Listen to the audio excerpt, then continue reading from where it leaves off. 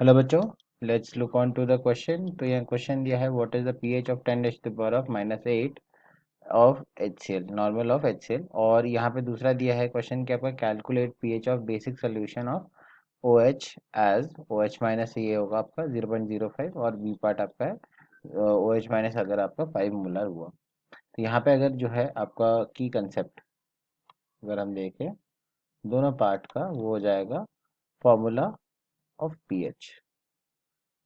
Formula of pH जो है अगर हमें पता है तो हम जो है यहाँ पे क्वेश्चन जो है सॉल्व कर सकते हैं। यहाँ पे अगर हम बात करते हैं सबसे पहले वाले पार्ट में, तो यहाँ पे आपका जो है नॉर्मेलिटी दी है, राइट। सो अगर नॉर्मेलिटी की बात करें, नॉर्मेलिटी हो जाएगी आपकी N factor multiplied by molarity.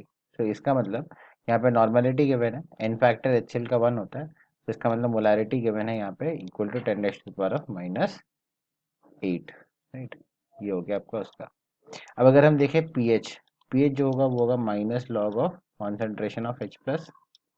अब यहाँ पे अगर हम ये अगर सब्स्टिट्यूट करें मोलैरिटी H प्लस की, तो यहाँ पे हमारा जो पीएच निकलेगा ये जो है आपका क्या होगा, ग्रेटर देन 7 हो जाएगा, राइट, इफ डायरेक्ट सब्स्टिट्यूटेड। ठीक है, बट हमें क्या पता है फॉर एनी एसिड आपका पीएच क्या होगा, पीएच होगा आपका लेस देन 7। ऑलवेज जो है आपका लेस देन 7 होगा। अगर आप इन्फानाइट डाइल्यूशन पे भी चले जाओगे, तो ऑन इन्फानाइट डाइल्यूशन आपका यहाँ पे क्या होगा, आपका जो पीएच होगा वो हो जाएगा आपका इक्वल टू 7 के बराबर, राइट। तो यहाँ पे जो है आपका कोई पर्टिकुलर वैल्यू दिया हुआ है। सो यहाँ पे इसीलिए फर्स्ट वाले पार्ट में हम लोग कहेंगे कि आपका जो पीएच होगा वो आपका अंदाजन से अप्रॉक्सीमेट 6.99 के आसपास में होगा। अब बात करते हैं हम सेकेंड पार्ट में।